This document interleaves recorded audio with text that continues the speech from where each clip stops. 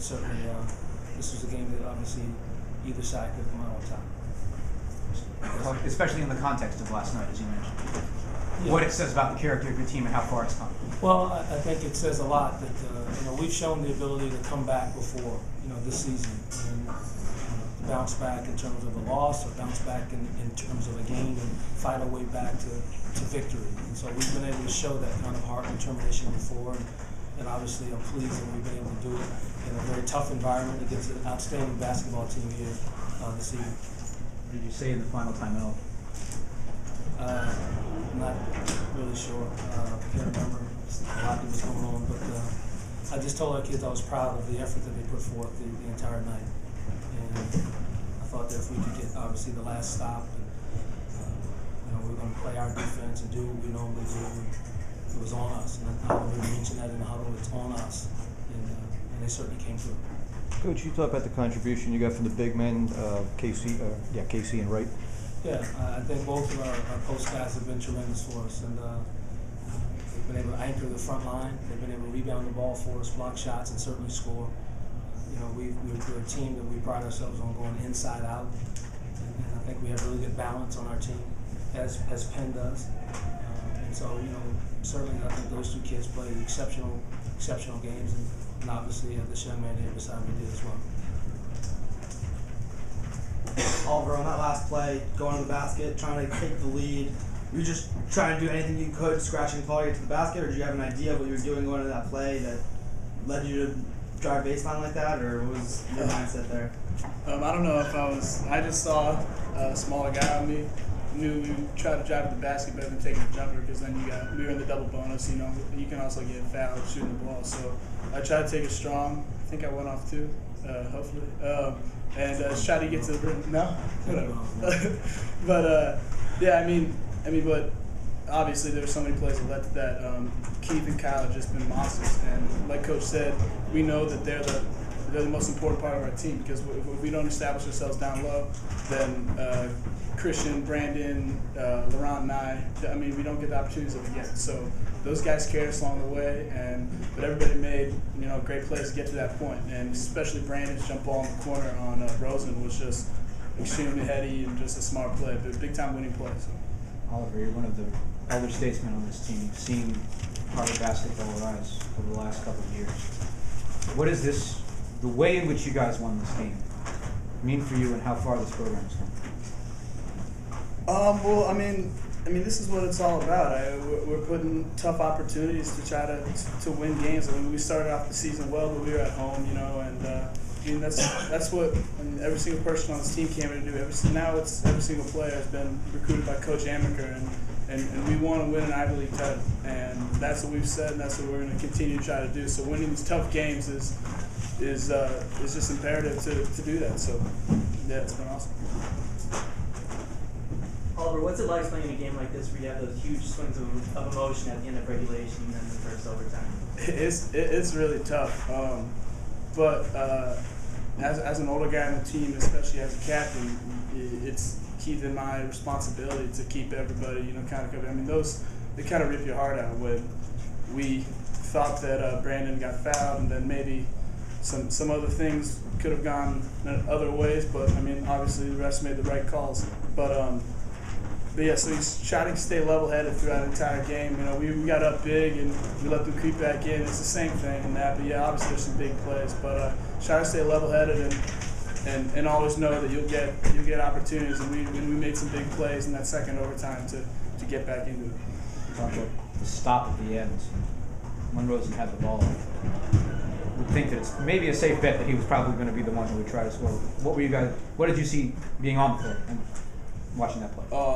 I saw Brandon just manning up, and Rosen's really good with the ball, especially using ball screens. So Brandon and Keith did a great job talking to each other. I mean, Rosen made some plays, but he also made some tough shots, and I think we did a good job defensively. So it's all about forcing them one way and trying to hedge the ball, aggressively, and I think Brandon and Keith did a great job of it. You've played here a couple of years. Can you talk about the environment tonight, especially compared to past years? I swear, no matter how many people in here, it's still loud, and it's real hot too. So now you guys got more, or Penn got more people in here. So yeah, it was tough. I mean, they were really into it, especially in the second half. And it's a tough place to play. Coach, what can you say about the performance of Christian down the stretch in the second half? Well, I thought all our kids had to make, winning plays for us to come out on top. I mean, obviously Christian's drives, we talked about that in one of our points of emphasis in terms of our game plan, the scouting report, strong drives, off 2 feet. And, Christian was able to do that a number of times tonight, as Oliver and other players were able to do. But, we just had a lot of confidence and faith in our players down the stretch, and certainly we're very fortunate. I mean, let's not kid ourselves on how this game was played. It could have gone obviously either way. We were fortunate enough to make a few more plays as the game went on, but certainly Christian was involved in that as well. Coach, in the first half, you guys had an 18-point lead early in the second half. What changes that Penn did to come back? I thought that they dug in. I thought they showed a great deal of determination and character and fight, and they inched their way back in it. There's some things that we didn't do as well as we would have liked to have done. I thought we shot the ball quickly. I thought we took some ill-advised shots. I thought we turned it over. I thought we led to some of the things that they would capitalize on. But that's what good teams do. They're going to capitalize on their mistakes. And certainly Penn is an outstanding basketball team. Are you able at this point, even though it's still just the way of the game having ended, to reflect on the difference between only 1 loss in the league and 2 losses in the league? Well, no, I really haven't. It's so much basketball to be played in our league to think how many losses, could be the determining factor at the end. I think it's going to be a long way out before this thing is all over, and we talked about that after our loss last night. That we think it's going to be a long horse race, and one game at a time. I know that's all coach speak, but it's relevant and it's important for us, and that's the formula for success for us thus far, is that we've been staying in the moment. So I don't think in terms of how many losses it's going to take. I just know that anytime you can come and win a basketball game like this against an outstanding team, against in a tremendous environment on our second night on the road for us. I mean, it's a tremendous victory for us, and hopefully we can use it as the year goes on. Coach, you said there's so many plays, so many twists and turns in this one. Is there any 1 or 2 plays maybe that stands out in your mind as would turn it in your favor?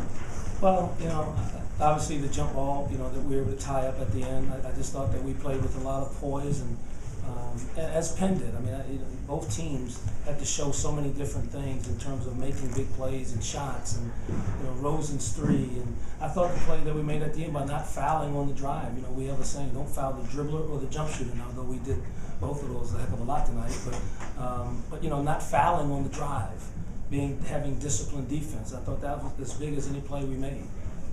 Keith Wright, just powering up and making free throws, and everyone had to make a number of plays as their kids had to do for this game to go into the overtimes and have the drama that we all witnessed here this evening. How big of a role do you think Bernardini and Turley? How big of a factor do you think Bernardini and Turley being found out there at the end? Oh, I'm sure that didn't help. Obviously, their team. I mean, they're veteran players, senior players, and played very well tonight. Bernardini being obviously a tremendous shooter and made big shots. Before he fouled out.